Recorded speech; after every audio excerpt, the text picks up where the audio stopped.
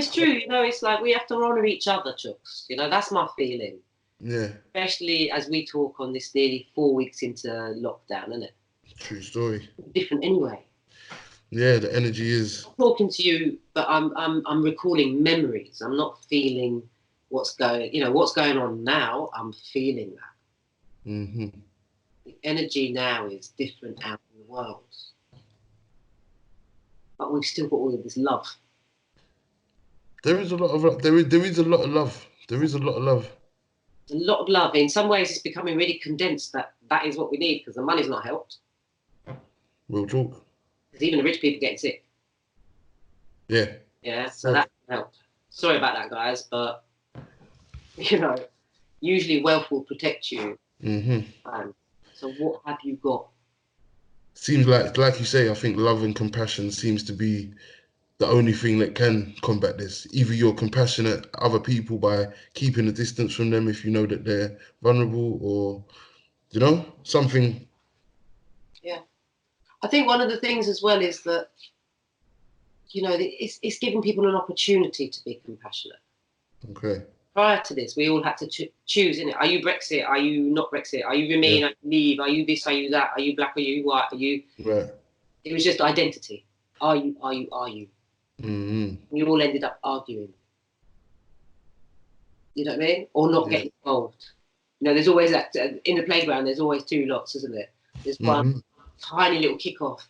Everyone will go, oh, and they're all bundle in. Or there's the group that just stay out and go, no, I'm not involved. Yeah. You know what I mean? And we've got like that.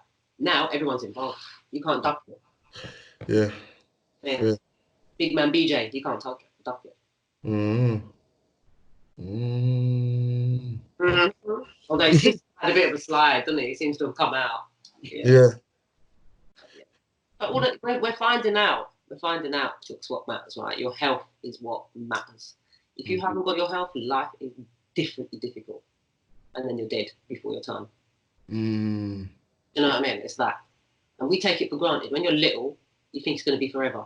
When I mean little, like, you know, when you're like in your teens and your 20s. Yeah. All the young ones are out and about. They don't touch them. Yeah. I mean, you know, don't want it to touch them, but they are spreading it a bit. So, you know what I mean? Stay in. That's why that's what it is. It's that compassion without, and maybe compassion does come with being aware. Awareness is part of compassion, maybe, because if you're not aware, you can't really be compassionate. If you don't know something hurts, why would you bother?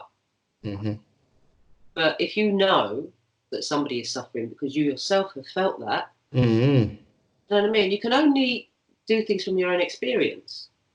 Do you know what I mean? True story. Look at anyone who's been through something massive. They're always, almost always, but most of the time, it's always nicer afterwards, a little bit more humble. Do you know what I mean? It teaches us humility. Yeah. Vulnerability teaches us humility. That's why young people are often, you know, people go, oh, they're so arrogant, they don't care. Why you're young. Everything works. You can do what you like. You're fine. You're beautiful. Why? Why are you telling me anything? Yeah. You know, it's like, you know, and we're asking them to do a lot. You know, and in the main, they're doing it. But I do worry about where it's going to go with them. You know what I mean? Again, it's that thing. Some will be really responsive, and some will go really, really in and feel that separation much more, I feel. See, that's another thing. When you talk about separation, we talk about kind of isolation. That's a hard thing to navigate, especially I feel like it, especially for a young person or somebody who just hasn't had much experience of all the facets of life, for example. So yeah, that is something I do think about. Kind of how would I think maybe it's hard for me to comprehend because I was raised the only child, so I've spent a lot of time by myself. Okay. But you know, so it's kind of like school, didn't you? Do you know what I mean? You went to school, right. Exactly. I still had friends. I was still, even when I weren't allowed out, you could still kind of on the way home from school or while you're at school, you can still have that social interaction. So it's hard, even with parents, to kind of have to just stay in the house with your parents when you're like 12 years old, just wanting to just get away from me. It's hellish, right? I've been thinking about this because you've got all the different kinds of people who are at home. Yeah.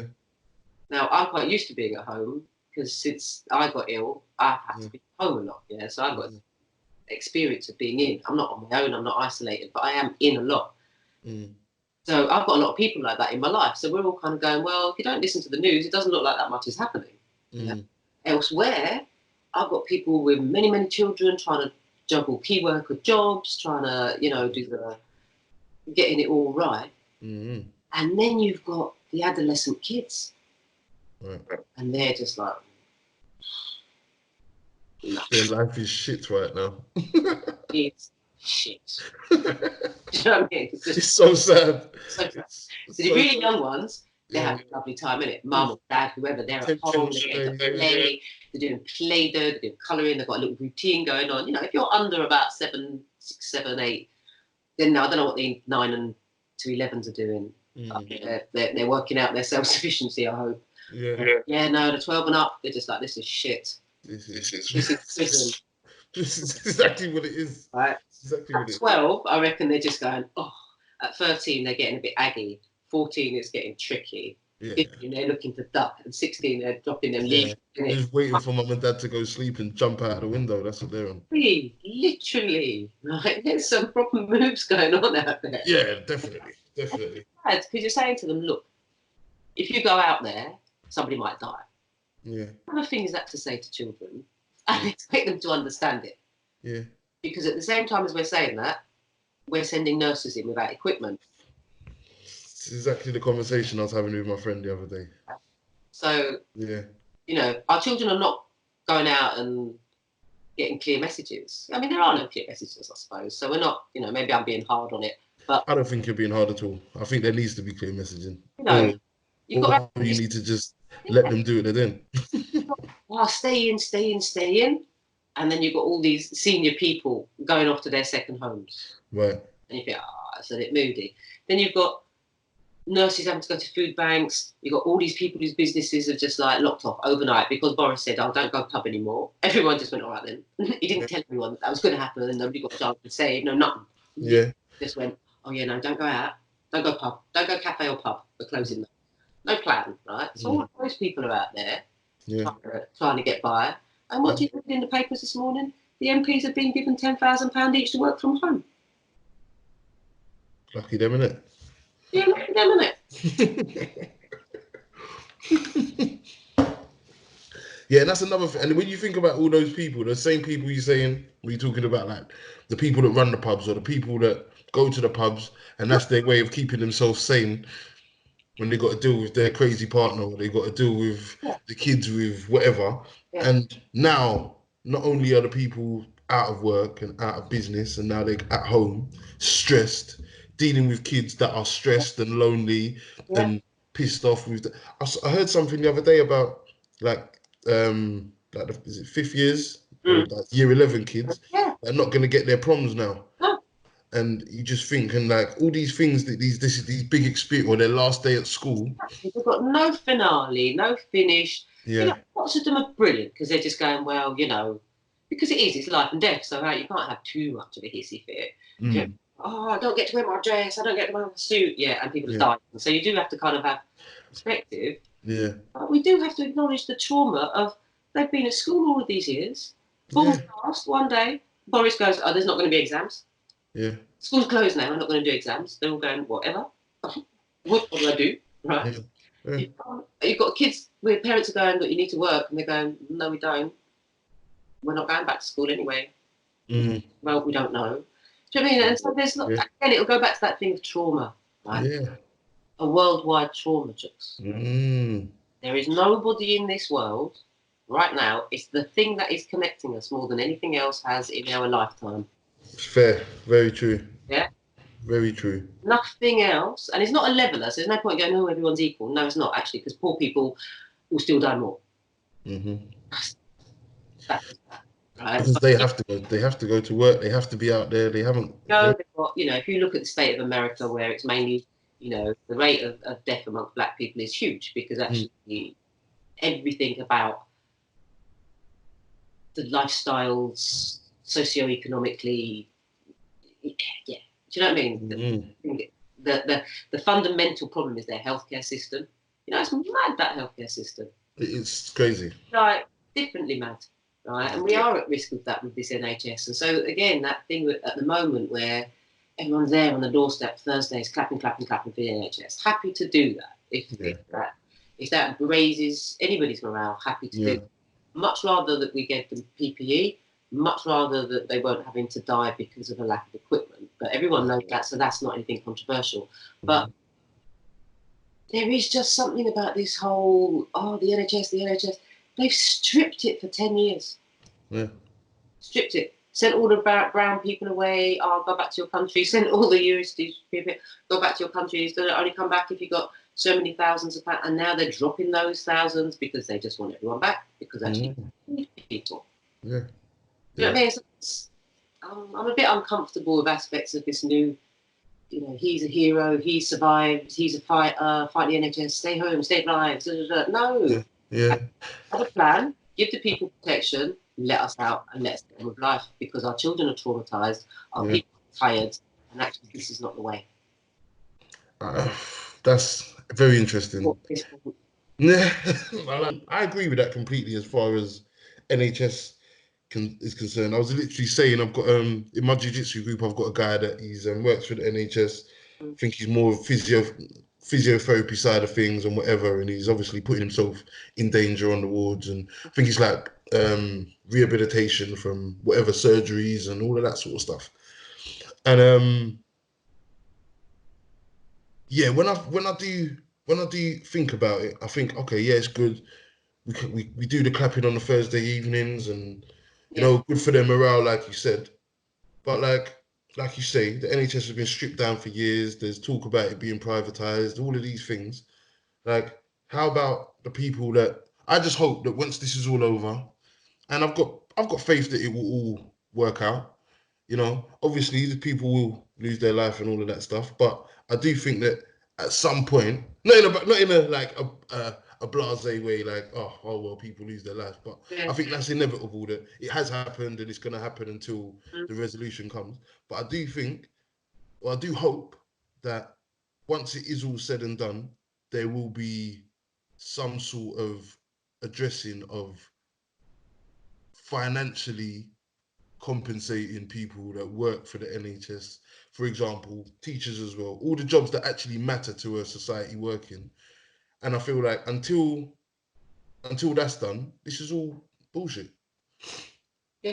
It's all just rabble rousing and just in this country at 5 o'clock, right? From what I can work out, listening to the same thing, right? The same three people on the podium, 2 feet apart or 2 meters, whatever it is, saying the same thing. We're going to start testing, or there's been testing, and there's going to be a peak, or there's not going to be a peak. There's going to be some lockdown. You should have a lockdown. We don't know.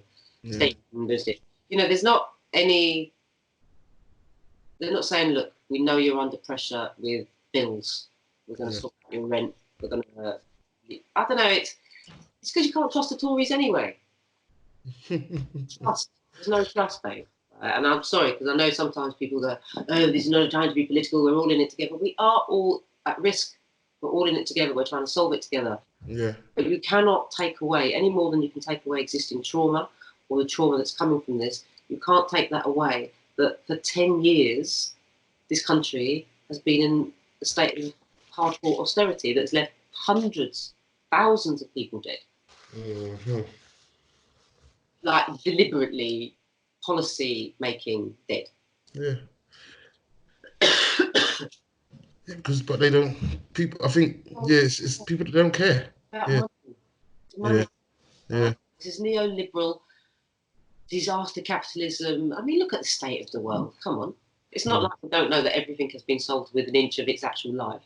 Do you know what I mean? Human beings, the oceans, the land, everything is being to be solved. Do you know what I mean? Look, people in Flint, never mind coronavirus, they've been drinking water with lead in it for months, years. Yeah. Do you know what I mean? I mean, you've got a madman in the White House. Yeah. I mean, you've got a sick house in this one. Sorry, in a sick house, a sick man in this house. Yeah. You know, on a level, there comes a point where you kind of have to go, like, what can I do to not lose my sanity? Um. Because it's overwhelming, and that's what worries me about children. What are their mechanisms? Do you know what I mean? If they're feeling all these fears, if they're feeling all these worries, anxieties, all of the things that we're all feeling, they're not stupid. Where are they going with it? Some of them, great, they'll have really capable people and adults around them, but lots of them be on their own. That's a good point, because when you think about it, it's like, I feel like, when we say young people are smarter now than they were, I think they've got access to so much more information. They're sophisticated, Jux. Do you know what I mean? And we should give them credit for that. Little Greta Thunberg. Yeah. That girl's done more for climate change awareness than an awful lot of people. And I mean, everybody that we can put anybody anywhere and have an opinion about them. Until we realise that everybody has a place, everybody has to, human beings want inclusivity. Yeah. But we do need to be included in our own planet. And only the young ones, I think, have got the energy now. Yeah. Do you know what I mean? The rest of us, maybe I'm just projecting here, but we're tired. Yeah. And then this has come along. So they're already worrying about climate. They're already worrying about Australia and the Amazon burning. And then they've got this. So I suppose my thing would be, how do we support them, but also how do we pass on whatever skills we may have, whatever little, it's just about being an elder now, isn't it? That's what it feels like to me. Yeah. You have to be the elders. And maybe I'm saying that because, this week, a friend of mine, a dear friend of mine, her mum passed. And I've known her for, half of my adult life. And it's like she was a significant and profound person in many people's lives. And then there's been somebody, today I'm remembering someone who also has gone. And there are so many people, every day we're reading now 500 deaths, then 600 deaths, then 1,000 deaths. That's a story behind every statistic. It's crazy. Yeah. Right? I had time to grieve for Denise.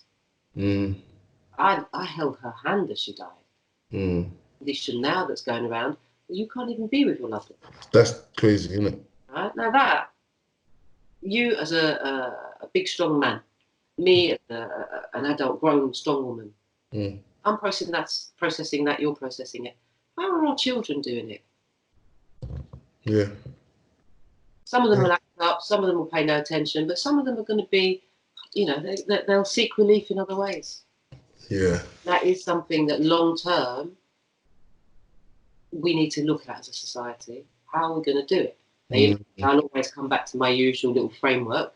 Yeah. Put it under little easy framework. Hahalala. And then we'll have to work within that. But that's all we're going to have. That's what we are going to have to do, Chucks. We're going to have to only focus on what matters, right? You need your health, and you need to have the possibility of cultivating good health.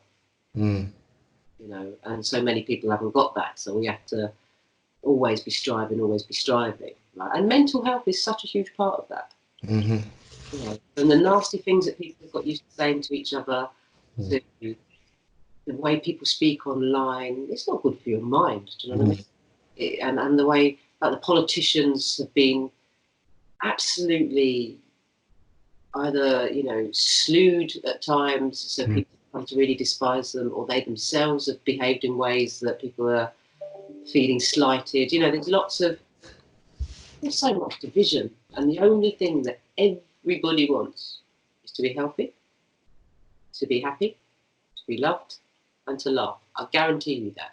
Even the most crusty person that you can't imagine never wants to have a laugh, and I have met people like that, can make them smile if you mean it, if there is a human connection. Yeah. Do you know what I mean? But we are way beyond that at this point for a lot of people, because we spent 3 years as a country falling. I mean, Brexit doesn't even feel important now. Yeah, it's crazy, isn't it? It is mad. But at the moment, the thing is, survive and stay sane. That's as far as we're getting. Behind the scenes, all kinds of other things are going on. But at the moment, survive. Don't catch this thing. If you catch it, survive it. They say, don't lose it at home when you're staying in state. Don't lose it out of panic and fear. Don't lose it. And if you do lose it, make sure you've got people to help you find it again.